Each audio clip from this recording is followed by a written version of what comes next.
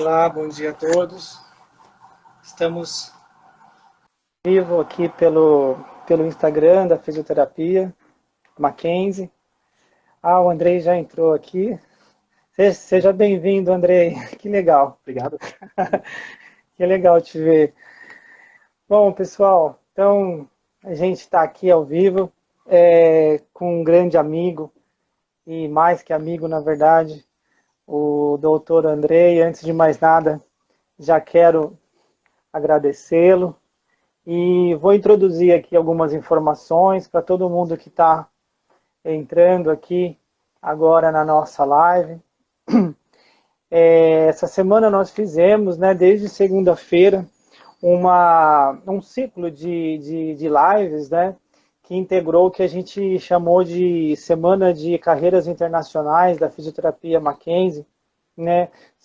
Segunda nós tivemos a participação de um convidado do Canadá, depois da Itália, depois de uma fisioterapeuta que teve experiência nos Estados Unidos. Ontem nós tivemos uma ex-aluna e hoje nós vamos estar encerrando essa semana com a ilustre presença do grande amigo e fisioterapeuta, Dr. Andrei. E essa é uma semana que a gente elaborou com muito cuidado e carinho em função da, da semana, do mês, né, da fisioterapia, comemorando o mês, né, da fisioterapia. E é com muita alegria, então, que eu abro aqui essa live aqui com o Andrei, tá? Bom, vou apresentar o nosso convidado, né? O Dr. Andrei, ele é um amigo de longa data que eu tenho muito a agradecer de antemão a sua disponibilidade em estar conosco, né? O doutor Andrei, ele reside atualmente na Alemanha. Ele é fisioterapeuta, pós-doutorado pelo Instituto de Biologia Celular, Molecular e Genética Max Planck, na Alemanha. E atualmente o Dr. Andrei, ele atua como especialista em bioinformática no Instituto de Biofísica e Química Max Planck, na cidade de Göttingen, na Alemanha, né? Então, novamente, Andrei, muito obrigado aí pela sua presença. Nossa, eu estou bem feliz aqui de estar conversando com você, né? Para o nosso curso, quando você aceitou, né? A gente ficou muito, muito feliz, né? Eu vou tentar fixar aqui um comentário para quem está entrando. Fisioterapia e carreiras internacionais. Pronto. E eu já vou começar o bate-papo aqui com o Andrei. Ótimo. Bom, Andrei, então vou começar assim, né, contando um pouquinho. A gente se conhece há tanto tempo, né? Então a gente, né, você, para quem não te conhece, mas você é um fisioterapeuta, né, que iniciou uma carreira tão brilhante na cardiorrespiratória. Aliás, foi da cardiorrespiratória que nós dois nos conhecemos, né? E você teve uma experiência tão legal na cardiorrespiratória. E mesmo tendo essa experiência, né, esse sucesso na cardiorrespiratória, você acabou indo aos pouquinhos migrando para uma outra área bem interessante que o profissional da área da saúde, não é só o fisioterapeuta, pode atuar, que é a bioinformática, né? Então até isso mostra o grande horizonte para o profissional da área da saúde, que às vezes pensa muito focado na sua especialidade, é óbvio, né, a fisioterapia, mas a bioinformática veio aí para você como um campo de atuação que pode ser também trilhado por outros profissionais que não sejam o fisioterapeuta, né? Então, gostaria que você, se você pudesse, né, contar para a gente um pouco o que é a bioinformática, né, como foi esse processo de migração da fisioterapia para a bioinformática, né? Então, novamente, obrigado, viu? Eu gostaria de, antes de mais nada, agradecer ao professor Marcelo pelo convite, né, a professora doutora Suzy pelo contato, a fisioterapia do Mackenzie, o Mackenzie, e dizer que quando eu entrei em contato, quando eu entendi, né, o que ia ser esse evento, isso mostrou para mim um pouco do cuidado, né, e do carinho que os professores do Mackenzie têm com seus alunos, no sentido de ampliar justamente essa visão, esse horizonte, e eu particularmente gostaria de ter sido exposto a esse tipo de informação durante a Obrigado. minha graduação, porque é, eu acabei, como o professor Marcelo falou, trilhando um caminho um pouco não convencional, por assim se dizer, dentro da fisioterapia. E eu acredito que se eu tivesse sido exposto a isso, eu talvez encararia tudo isso com um pouco mais de naturalidade, com um pouquinho mais de facilidade. Então, isso eu acho que é uma iniciativa extremamente importante, valiosa, e fica os meus parabéns e reconhecimento aí por esse cuidado. Né? Nossa, Com obrigado, relação, Andrei, obrigado. com relação à minha migração para a bioinformática, isso foi um processo bastante curioso, porque eu tive, desde cedo, meu irmão sempre mexeu muito com computador, ele era maníaco por informática, e isso sempre foi uma coisa muito presente na minha vida. E eu me descobri em vários momentos, dentro da própria faculdade, mais tarde, tentando casar um pouquinho essas duas coisas, porque eu também gostava, assim como meu irmão, mas eu nunca fiz disso uma profissão, nunca fiz disso uma atividade, né, não era uma coisa para mim real até então. E isso tudo se desenrolou dentro do mestrado.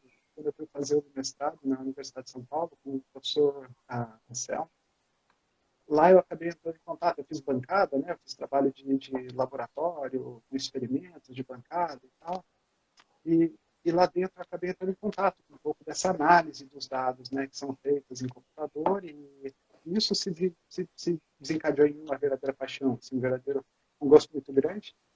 E aí, depois foi um pouco, acho que natural, né? Eu gostei muito disso, acabei fazendo daí o meu doutorado em informática e aos poucos eu fui me desvinculando da prática da fisioterapia dentro do hospital para fazer daí a bioinformática como uma dedicação exclusiva. Entendi. E é bem interessante, né, Andrei? Porque então a gente vê que a sua entrada na bioinformática até foi por uma influência de afinidade que você tinha, né, com a informática, uma afinidade pessoal, né, que você tinha. E é muito legal esse seu relato, porque às vezes o aluno ele gosta da fisioterapia, obviamente, está cursando a fisioterapia, mas ele tem também uma grande afinidade com uma outra área. E talvez ele nunca pensa em unir essas duas áreas, que a princípio pode não parecer muito, com muita interface. Né? Você, fisioterapeuta, tinha aí uma grande paixão pela informática, da influência do seu irmão, e aí foi desenvolvendo, né? Isso é muito interessante. E para o aluno também trazer essa visão de que no mundo tão interconectado e plural que a gente tem hoje, é trafegar, né? Dentro dessa interdisciplinaridade, como isso é valioso, porque tenho certeza que no trabalho que você faz como bioinformata aí, você traz muito da sua bagagem, o seu olhar clínico, o seu olhar da fisioterapia, mais no sentido de olhar os dados de uma forma muito interessante, né? Então, um pouco você até respondeu assim a segunda pergunta, que seria o que te moveu nessa escolha, mas acho que passou então por essa paixão inicial que tinha pela informática, né? E depois isso foi se desenvolvendo nesse processo. Exato, exato. Foi algo realmente bastante interessante, porque eu sempre, como eu comentei, gostava muito de trabalhar com computador, assim, por hobby, né? E eu ficava imaginando se algum dia seria possível fazer essas duas coisas, né? Como o professor comentou, né? De ter essa possibilidade de casar essas duas coisas.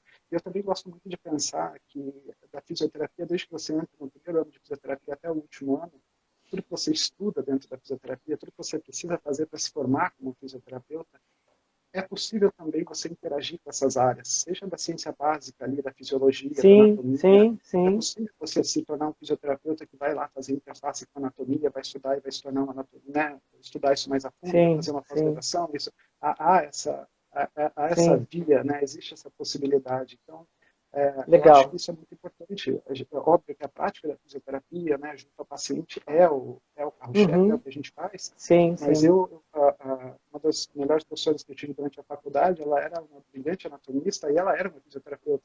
E depois ela acabou fazendo pós e se tornou realmente uma ótima uma anatomista, assim, de marca maior. Então, ah, é interessante ver isso e pensar nisso também, pensar que é possível. Hoje eu trabalho com Legal. um pouco de genética, né? Eu trabalho com um pouco de biologia básica, mas tudo isso aplicado, a gente pode falar disso um pouco mais tarde, mas um pouco muito aplicado à regeneração, né? Que é um tópico importante para a fisioterapia, né? Sim, Então, sim. acaba tendo essa sim, relação. sim. E, Andrei, assim, até para a gente conhecer um pouquinho, o que é o Instituto Max Planck, né, que você está hoje, né? A gente entende, e até no imaginário das pessoas, no imaginário coletivo, o Instituto Max Planck, para quem já ouviu falar, mas entra assim como uma instituição de renome, né, uma instituição tão importante, que tão assim centenária, acho até, né? Então, o que é o Max Planck, né? E como foi o seu ingresso no Instituto, né? E como é o seu trabalho aí dentro, né? Então, se você puder explicar um pouquinho para a gente. Então, rapidamente, acho que lá em 1911, a Alemanha tem uma necessidade de tentar alavancar um pouquinho a pesquisa no país, e eles desenvolvem, eles criam uma sociedade chamada Kaiser Wilhelm, e essa instituição, ela cresce, eles têm realmente assim, eles conseguem fazer grandes descobertas, eles têm realmente muito sucesso com essa sociedade.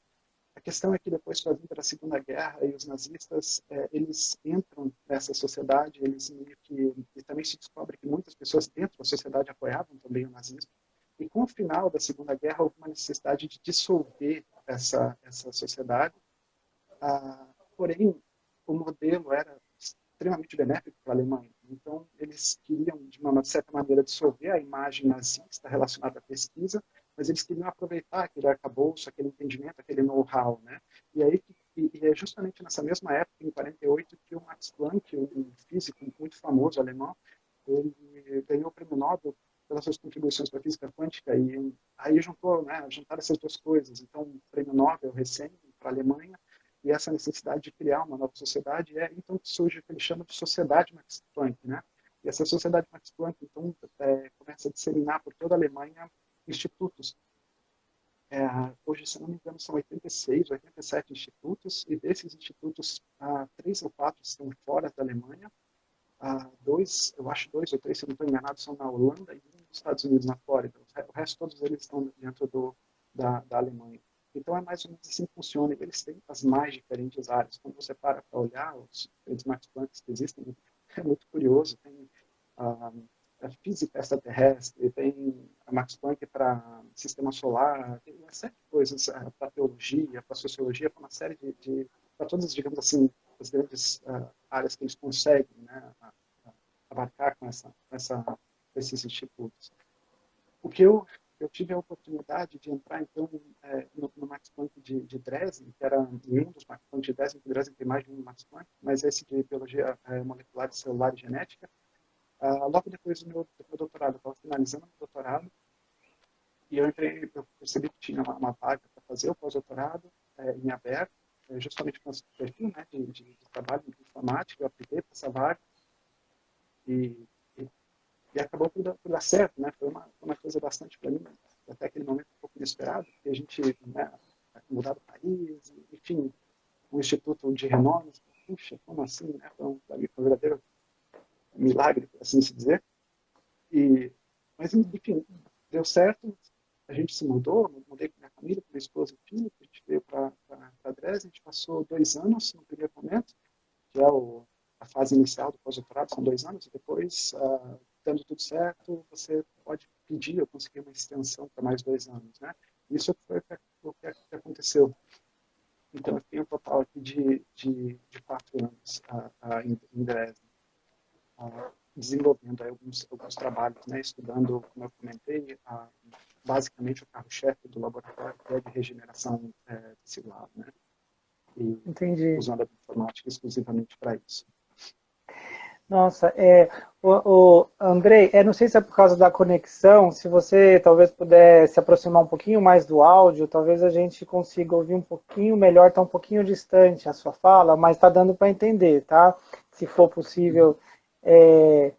Nossa, então, achei muito interessante, né? Eu que também acompanhei a sua trajetória, né, de perto, essa questão de você ter, então, estado atento a essa vaga, né? Você estava na internet procurando oportunidades e aí você vai e acha essa vaga, né?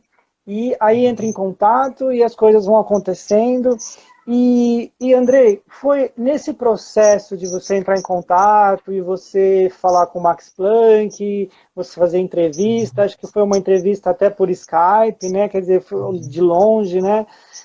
O processo documental para você ir trabalhar na Alemanha, né? Que você tem toda uma questão também de imigração, também ter você ter uma documentação que lhe permite trabalhar aí, essa interface com o governo, como é que foi você estar pronto para atuar aí? Uhum. Tá melhor agora meu áudio ou Ah, ainda tá tá. baixo? Não, Melhorou? não, tá ótimo. Ok, Melhorou. beleza. Então, na verdade, assim, ele funciona um pouquinho diferente quando você tem o doutorado. Quando você tem o doutorado, na Alemanha, você não tem necessidade de validação do seu diploma, então você não precisa comprovar a graduação, você não precisa equivaler a sua graduação na Alemanha. Então, o doutorado ele é tido como uma espécie de não sei, uma entrada que você tem em que isso realmente não há necessidade de você comprovar. Eles, logicamente, pedem o seu diploma, eles pedem o comprovante de doutorado, pedem ter o histórico escolar, essas coisas, mas nada no nível de ter que fazer uma equiparação ou validar o seu diploma. Então, para mim, foi um pouco mais fácil do que eu acompanho, o que eu vejo pessoas fazendo em termos de ter que validar o diploma. Então, basicamente, você tem que ir para o consulado e você tem que fazer a tradução juramentada, a tradução para alemão de praticamente todos os seus documentos. Certificado de nascimento, certificado de casamento, certificados, todos os certificados possíveis e imaginários, você vai precisar deles traduzidos para alemão. Então, essa é o primeiro passo, né?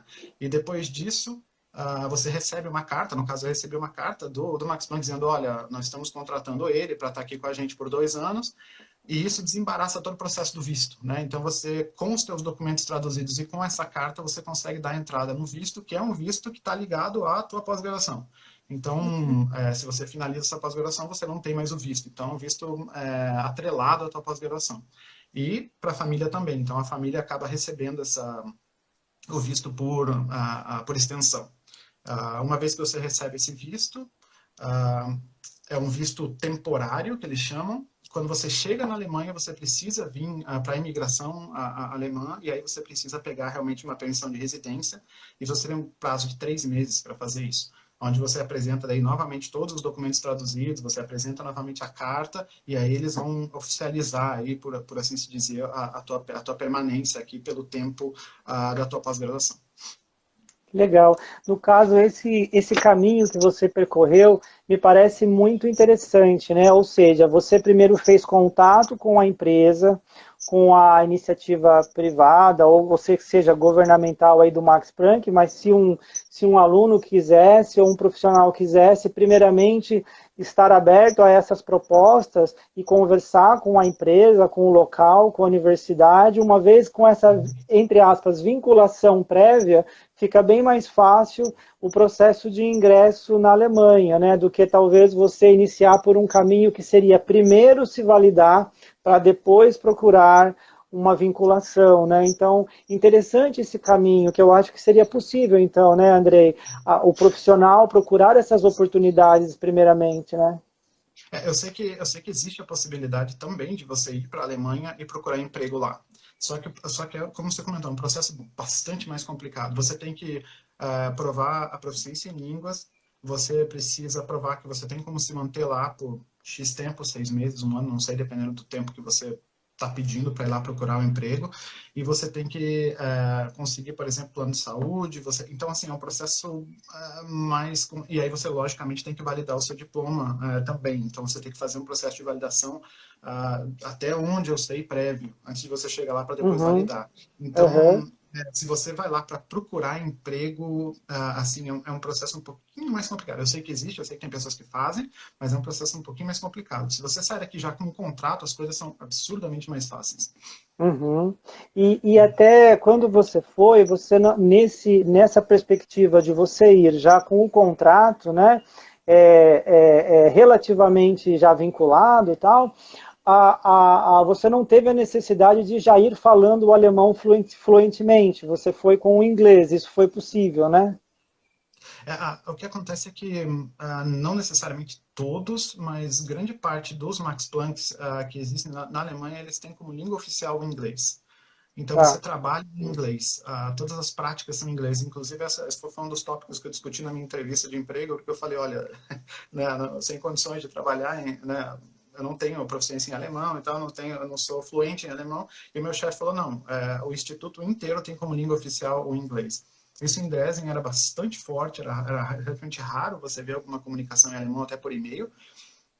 Mas em Göttingen mudou um pouquinho, o pessoal que fala um pouquinho mais de alemão, mas também é perfeitamente possível trabalhar em inglês. Isso também depende muito do empregador e da sua prática, né? Pesquisa, o pessoal acaba adotando o inglês né, com muita naturalidade por causa da comunicação que tem que ser feita, então o inglês é mais natural, a sorte minha. Aham, aham. E é interessante ver... Não, pode falar, pode falar. Beleza. Não, é interessante ver, né, Andrei, que esses institutos, como o Instituto Max Planck, me parece, né, talvez você pode me confirmar isso ou não, que ele tem até um olhar mais plural, assim, multinacional, né, de receber pessoas, de integrar no país grandes profissionais, que não só alemães, né, então talvez estar atento a essas oportunidades nesses grandes institutos, que eu acho que eles têm esse olhar, e não só institutos, né, mas empresas também, que muitas vezes tem essa barreira étnica mais rompida, né, ou seja, pode vir você de outro país, você vem, a gente fala uma língua que é comum a todos, acho que o Max Planck vai por essa linha, né, de uma coisa mais multiétnica, talvez? Eu acredito que os grandes institutos de pesquisa, eles estão muito preocupados em tentar achar pessoas motivadas, independente da sua nacionalidade ou raça. Então, não necessariamente pessoas extremamente brilhantes ou promessas de prêmio Nobel, mas pessoas que são motivadas e vão atrás e tentam responder as perguntas e tentam resolver os problemas que são dados a elas e elas querem ter alguma coisa no futuro, elas querem progredir, elas têm alguma espécie de ambição em termos de carreira. Então, no grupo que eu trabalho, que eu trabalhei, nós tínhamos eu como brasileiro, uma egípcia, um rapaz de Taiwan, um rapaz da Ilha de Malta, uma vietnamita, a gente teve por um tempo também, lógico, dois alemães. Então, assim, era realmente extremamente misturado, era uma coisa muito, muito interessante. Isso é desafiador em alguns momentos, porque as culturas são muito diferentes, né? Então, assim, Sim. você tem uma série de pequenos embates positivos, por assim se dizer, com pequenas coisas do dia a dia que são impensáveis para você, do ponto de vista de escovar os dentes na hora do almoço, por exemplo, que gera uma certa discussão em algumas culturas, que para nós é uma coisa tão natural, mas é uma série de pequenas coisas, mas que são muito enriquecedoras, muito, muito bonitas e que mostram para você como o ser humano pode ser diferente num espaço tão Sim, pequeno como o mundo, mas sim. é muito curioso. Mas, assim, realmente, esses institutos grandes, eles estão muito interessados nessa pluralidade, em Aham. trazer pessoas com backgrounds diferentes, e isso é realmente bastante, bastante enriquecedor, acho que para todos. E como você falou, né, Andrei, achei muito interessante sua fala, né, que às vezes não é que você precisa ser a promessa do prêmio Nobel para pleitear uma vaga dessa. Você pode ser uma pessoa que antevê um futuro positivo, tem iniciativa, tem resiliência, tem a perspectiva do trabalho em equipe, e eu acho que isso são coisas que a gente, acho não, tenho certeza, que são coisas que a gente cultiva na graduação, né? Ontem a gente ainda falava na nossa live a importância do aluno se envolver com projetos de pesquisa dentro da universidade, monitorias, projetos de extensão, porque isso mostra, eu acho, isso que você está colocando, né? Ou seja, eles vão tentar enxergar no teu currículo experiências que te faz ser essa pessoa com esse leque de interações, né? Então, acho essa fala muito legal para mostrar que você não precisa ser essa promessa de prêmio Nobel para buscar uma vaga assim, né? E, Andrei, Não, pode falar. Não, pode É que falar. eu tô só pegando um gancho nisso que você comentou. Outro dia eu estava conversando com o meu chefe e eu admiro bastante a visão dele, e ele falava justamente sobre esse aspecto. E ele falou uma coisa que eu achei muito interessante. Ele disse assim: eu estou pensando em contratar, eu estou pensando nessa pessoa, talvez contratar essa pessoa ou não. E ele falou uma coisa que eu fiquei pensando, achei aquilo bonito. Ele falou assim: ele ainda não tem o que nós precisamos, mas eu percebo nele que ele vai chegar lá. Ou Uhum, seja, uhum. ele ainda não domina necessariamente aquela técnica, ele ainda não sabe 100% daquilo, mas eu consigo sentir nele que ele vai fazer acontecer porque ele é motivado e ele vai conseguir. E isso acho que é muito transparente Legal. quando você conversa Isso. com uma pessoa, né? Ou seja, você não É. precisa ser uma pessoa, um livro, né, ambulante, mas se você está disposto a resolver aquele problema, eu acredito que isso já é mais da metade do caminho.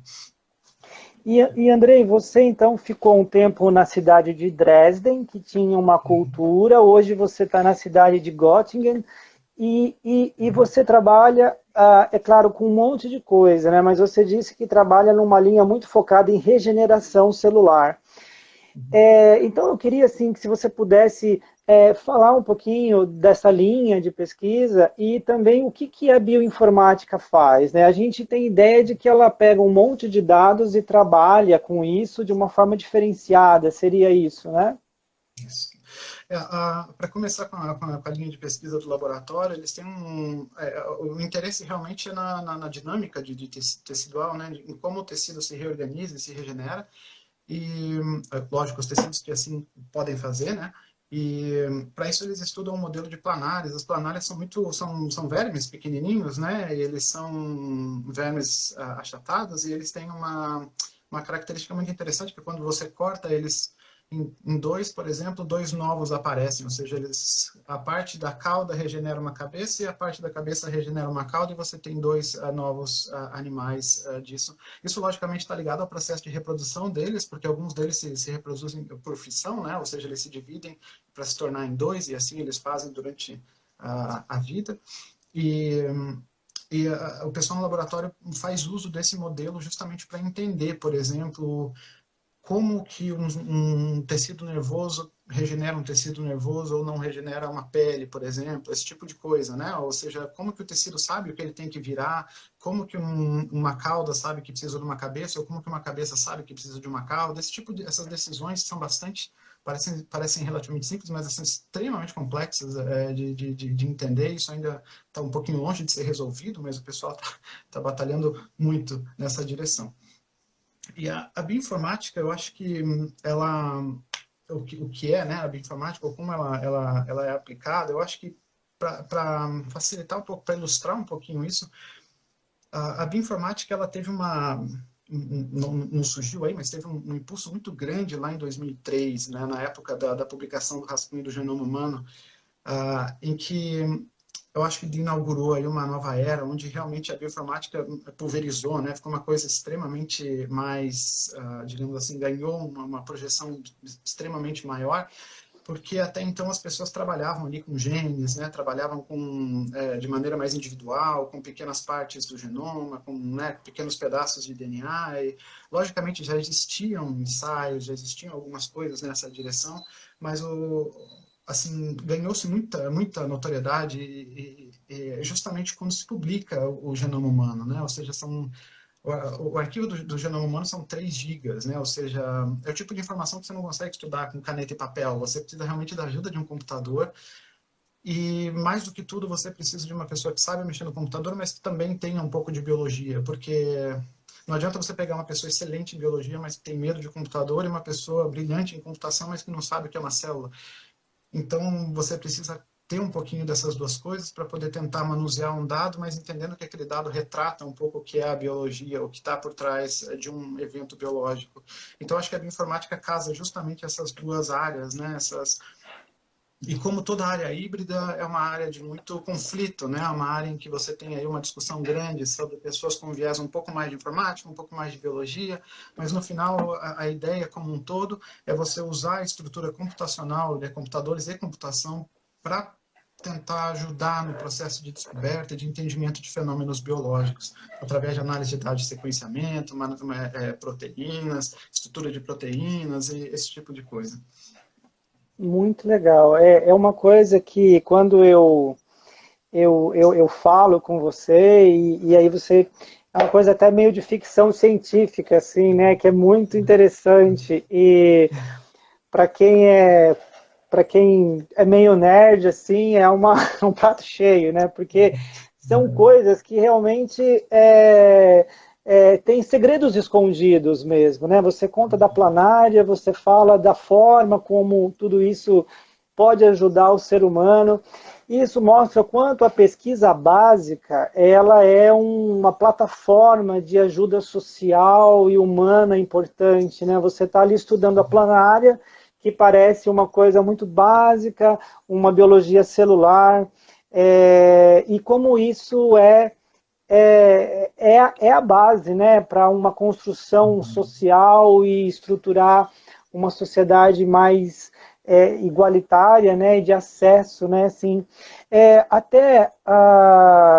Eu tenho aqui uma pergunta de uma professora, né, da professora Denise, que ela até faz uma pergunta interessante, assim, no Max Planck, que é um instituto tão voltado para essas novas tecnologias, esses novos desafios, vamos dizer assim, né? A gente tem que talvez uma pesquisa dessa, como vocês estão fazendo, vai demorar alguns anos ou décadas, mas vai ter um fruto absurdo, né? É, Existe a interface aí dentro com profissionais da área de humanas?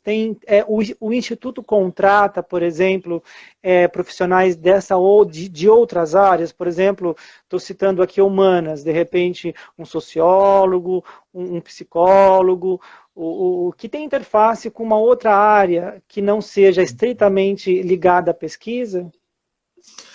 No instituto, tanto em Dresden quanto aqui, uma das coisas que eu percebi, assim, que eu achei bastante interessante, que aconteceu em Dresden foi uma artista que ela retratava, ela gostava de pintar quadros, mas ela gostava de pintar quadros inspirados em biologia. Então, ela passou 6 meses dentro do laboratório, vendo microscopia, vendo as planárias, vendo todas as coisas que ela... E passou, logicamente, não só pelo nosso laboratório, mas por outros laboratórios. E depois ela fez uma amostra do que ela tirou disso, do que ela pintou e do que ela gerou dessa informação. Isso ficou para mim muito marcado, que eu achei bastante inusitado. Para mim, até então não imaginava, né, que alguém poderia se interessar em uma planária para poder pintar um quadro. Eu achei isso bastante curioso, mas ela fez uma amostra e realmente ficou algo muito bonito, assim, muito interessante. E as pessoas que trabalham na área, elas olham aquele quadro, elas sabem de onde aquilo veio, então isso é muito curioso.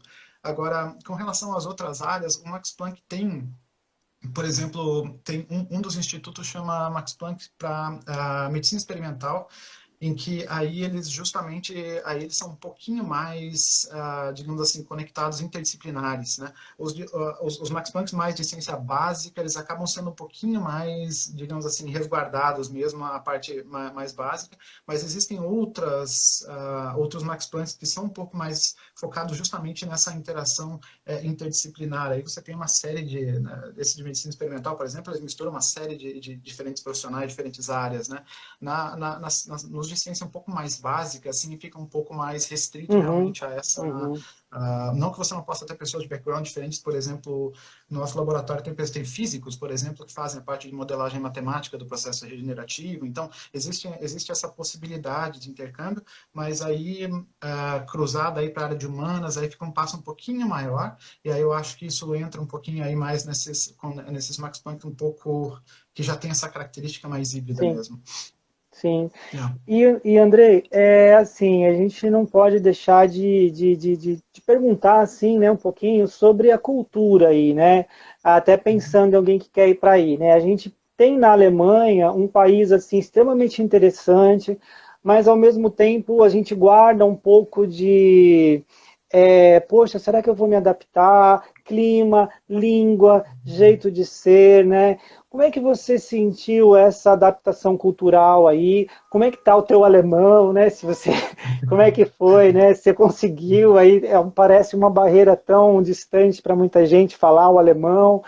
Falar um pouquinho assim dessa adaptação cultural num país que para a gente já se mostra um pouco mais distante do que às vezes uma Itália, uma Argentina, um Portugal, uns Estados Unidos, né? É algo realmente que a gente ocupa muito do nosso tempo, eu diria. Hoje em dia, um pouco menos, mas no começo ocupa muito do nosso tempo de realmente notar todas essas diferenças. E é um processo muito, na minha opinião, muito difícil. De você, principalmente porque eu saí do Brasil há 5 anos atrás, então eu tinha mais de 30 anos, então assim, o que acontece é que quando você vive por um tempo no Brasil, você acaba se acostumando muito com tudo, e quando você, enfim, quando você sai do Brasil com 18 anos é uma coisa, quando você sai com 30 anos é um pouquinho diferente, porque a tua experiência, a vida que você tem dentro do país, as influências que você tem, os laços que você acaba desenvolvendo ao longo do tempo, acabam dificultando um pouco esse processo. Eu acho que acaba ficando um pouquinho mais rígido, talvez, eu não sei se essa é a palavra, mas enfim, é um processo um pouco difícil, porque, como você falou, existem muitas diferenças, muitas diferenças. Como você comentou, Itália, mesmo Portugal, existem diferenças também, mas você consegue ver muito do Brasil ali também. Existe uma amálgama ali, né? Existe uma herança, alguma coisa assim. Mas a Alemanha é realmente diferente. Eles têm uma outra perspectiva das coisas, uma outra visão. A começar pelo clima, né? Eles têm um verão forte, um inverno não forte, mas bem mais marcado do que o nosso no Brasil. Isso dita muitas coisas, do tipo eventos sociais, encontrar com pessoas. Isso muda completamente a maneira como as pessoas interagem. A língua é realmente uma questão muito, muito complicada, porque é uma língua bastante difícil. O pessoal comenta que é uma das mais complicadas, e eu acho que é verdade. Eu tenho feito alguns esforços nessa linha. Eu trabalho em inglês, então para mim fica um pouco difícil, mas a minha interação com o pessoal em alemão é mais quando você vai no mercado ou quando você interage com alguém na rua, mas no dia a dia é em inglês. Então isso dificulta bastante o aprendizado, porque você não se expõe exatamente à língua muito Aham, frequentemente. aham, Mas uma coisa que no meu caso ajudou bastante é o fato de estar numa equipe, num grupo sim, multiétnico, em que todo mundo também vê de diferentes formas essas diferenças, essa adaptação, e você fala muito sobre isso. Então se conversa sim, muito, puxa, que interessante, aham, os alemães aham, têm esse costume, a gente não e tal. No meu país é assim, então isso é um tópico recorrente. Isso ajuda muito você metabolizar tudo isso e aham, lidar com isso. Mas aham, assim, é um povo muito interessante, é um povo muito... É fascinante, para mim o termo é fascinante. Eles têm realmente muitas uhum, coisas realmente uhum, muito, muito interessantes lógico, com o tempo a gente vai aprendendo, vai respeitando e vai entendendo melhor de onde aquelas coisas vêm, até no momento que sim, você se dedica a entender um pouco mais a história deles, né? sim, Então, o meu alemão ainda não é um alemão decente, eu diria. Eu consigo entender muita coisa, eu consigo eventualmente me comunicar um pouco, mas ainda precisa de muito trabalho, precisa de mas retoques. sim, mas você diria então que para um profissional que fosse trabalhar na Alemanha, que não nesse contexto tão multiétnico, cultural do instituto, a língua seria uma condição importante, porque talvez o alemão talvez quisesse ali ser atendido ou ter assistência de um profissional na língua mãe deles. Eu acho que isso seria, acho que a gente poderia dizer isso, que a língua é importante nesse aspecto, né? Nesse caso, eu acredito que seja mandatório. Por exemplo, Mandatório, é né? muito coisa que você, por exemplo, vai numa clínica de fisioterapia para ser atendido e você encontra ali uma pessoa de fora que só fala inglês. Assim, pode acontecer, mas logicamente o empregador quer alguém que se comunique com as pessoas, né, de maneira fluente. Então, eu acredito que para a prática da fisioterapia, assim, é muito importante. A língua realmente assim, a língua de uma maneira geral, ela é fundamental, lógico, para Sim, você compreender a cultura, para você se integrar no país de uma maneira... porque eu acredito que eu vivo uma realidade um pouquinho diferente por causa dessa sim, questão do inglês e sim, do instituto, mas sim, para a sim. prática da fisioterapia, na minha leitura, precisa ser, é necessário sim, ter a língua de uma maneira, isso é fundamental. Uhum. E, Andrei, a gente já está encaminhando para o final, e eu não podia deixar de te perguntar assim, um pouco da sua percepção do sistema público, se é que existe um sistema público de saúde na Alemanha. No Brasil, a gente tem defendido muito a sustentação e a manutenção do SUS como um sistema que, com todas as questões que a gente tem nacionais aqui de problemas, ele ainda sustenta a saúde das pessoas, fornece acesso, né? Então, a gente tem lutado muito para isso aqui no país, na sustentação do SUS, né? E como que é na Alemanha? Se você é mais ou menos como aqui, você tem ideia sobre isso? Não, na Alemanha, até onde eu entendo, não é exatamente, aqui não existe o SUS de uma maneira geral. O que existe aqui é um sistema de saúde baseado no que eu chamo de princípio de solidariedade. Então, basicamente, você é tirado do seu salário 15%, 14 e alguma coisa por cento do seu salário. Metade disso você paga, metade quem paga é o seu empregador. Então, é 7% do seu salário, da sua folha de pagamento e 7% do empregador, isso vai para um dinheiro, um fundo, né? E aí as despesas são cobertas. Mas não há um sistema em que você simplesmente fala, não, eu não tenho emprego, não tenho nada aqui, não vim de fora, eu preciso ser atendido. Não, você não é atendido. Você precisa ter um plano de saúde. Se você vem como turista, você tem que ter um plano de saúde quando você entra aqui. Eu tive que fazer um plano de saúde quando eu me mudei para cá, por um período de 3, 4 meses, até desembaraçar todo o visto, até conseguir o plano de saúde do meu empregador. Então, não é um sistema público no estilo SUS. Então, é um sistema, assim, o Estado está envolvido, tem uma das possibilidades é estatal e outra possibilidade é privada. E aí tem algumas empresas que fazem esse intermédio entre o Estado e você, né? E pegam esse dinheiro do seu salário e transformam isso aí, te dão um cartão, e aí você vai ao médico, passa esse cartão lá, e aí todo o processo acontece. Eu particularmente acho fantástico o sistema, porque uma pessoa que recebe um salário baixo, uma pessoa que está lá em cima, no nível altíssimo de salário, eles são atendidos exatamente na mesma sala, exatamente pelo mesmo médico, pela mesma equipe. Isso para mim é fantástico, isso é uma coisa que eu acho muito bonita. Sim, Eu acho sim. isso que é a possibilidade para todos. Mas não é igual ao SUS. Não é igual ao SUS. É um sistema um pouco Mas diferenciado. mas não deixa de ser um sistema muito interessante também, né, Andrei? Na medida em que você tem um atendimento igualitário, independente do quanto você contribua, dado o seu salário ser maior ou menor, né? E isso é muito interessante também, a gente saber disso, né? Porque também é algo que... E você sabe também que aquele valor que está sendo subtraído do teu salário, você vai ter de volta, você vai em algum momento e é de qualidade, né, e tudo mais. Muito Sim. interessante. E para encerrar, não, pode falar, Andrei, imagina. Não, assim, eu digo, existem outras possibilidades, o pessoal que tem um salário muito mais alto podem fazer um plano privado, mas assim, não é realmente Tá, a maioria da população. tá. Logicamente, existem algumas questões, eu já ouvi, eu particularmente, nem eu nem a família, a gente viu isso acontecendo, mas existem pessoas se queixando de superlotação em sala de atendimento, ou seja, não é também assim... É bom, Perfeito. funciona, é perfeito, mas também existem pessoas que reclamam. Eu não reclamo, porque até o momento eu não tive esse tipo de experiência, Sim. mas pessoas também já relataram que tinham esse tipo de questão.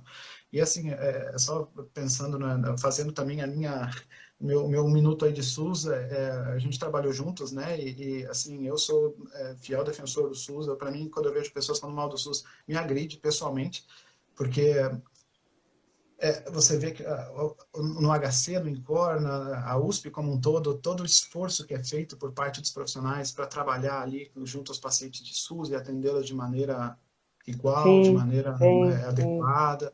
Então, assim, eu entendo que o HC tem um viés, é um ponto fora da curva, é um outlier ali, né, dentro de uma realidade de outros hospitais do SUS. Eu entendo que o SUS tem uma série de manchas, né, na sua história, mas o SUS definitivamente é um sistema fantástico. Assim, é óbvio que ele Legal, precisa ser nossa. melhorado em muito, ele precisa ser polido, ele precisa ser enxugado, ele precisa ser, né, uma série de... Mas o SUS definitivamente é um sistema fantástico. Assim. A gente hoje, eu não sei hoje, mas na época que eu deixei o INCOR, o INCOR era o terceiro ou quarto hospital no mundo em transplante cardíaco e pulmonar, não é? Assim, estava entre os grandes, e isso nas costas do SUS, né? Ou seja, a gente Sim, sim. o HC angariou uma posição de extremo respeito no mundo em transplante sustentada pelo SUS. Então, isso é realmente fantástico, realmente Sim. muito, muito importante. Que legal, Andrei. Olha, a nossa conversa foi muito legal, assim, abriu o horizonte para mim também. e acredito que para os professores, para os alunos. E eu queria te agradecer muito, assim, por você ter aceito essa conversa, nossa, você sair aí dos seus afazeres. Estou muito feliz de te ver, né, pela história que a gente tem junto também, de ter trabalhado junto, né, uma formação parecida, nossa amizade. Então, queria te agradecer, tá bom, pela sua participação. Eu que agradeço, e um dos culpados também de todo esse processo aí foi você, porque você que me encorajou para começar o mestrado. Então, lá no começo, eu lembro do dia que a gente conversou, não, você me falou, vai para o mestrado, vai para a USP, tenta, e o começo de tudo isso estava lá e você estava lá. Ai, Obrigado. Andrei, o que é isso? Para mim é uma honra ser teu amigo, ter essa história junto. Então, muito obrigado, tá? Eu que agradeço. É, quero deixar um abraço aí para você, para a família, né? Para a esposa, os pequenos aí, a pequena. E muita saudade de vocês. A gente espera vê-los logo. E dizer que nossa conversa vai ficar lá no nosso Instagram, para quem não pôde ver agora, né? Vai ver depois. Então, acho que vai ficar no Facebook da fisioterapia também, como um material de consulta até para muitas pessoas que futuramente quiserem ir por esse caminho. Então, acho que a gente pode encerrar por aqui, te dar um grande abraço, viu? E obrigado mesmo por tudo, viu? Eu que agradeço pela oportunidade. Obrigado. Então tá bom, gente. Então a gente se despede aqui, tá? Um bom final de semana para todo mundo, feriado, né? E não deixe de dar uma olhadinha nas outras lives que a gente deixou lá no Instagram da fisioterapia. Então, um grande abraço a todos. A gente vai encerrando por aqui. Tchau, Andrei. Abraço, obrigado.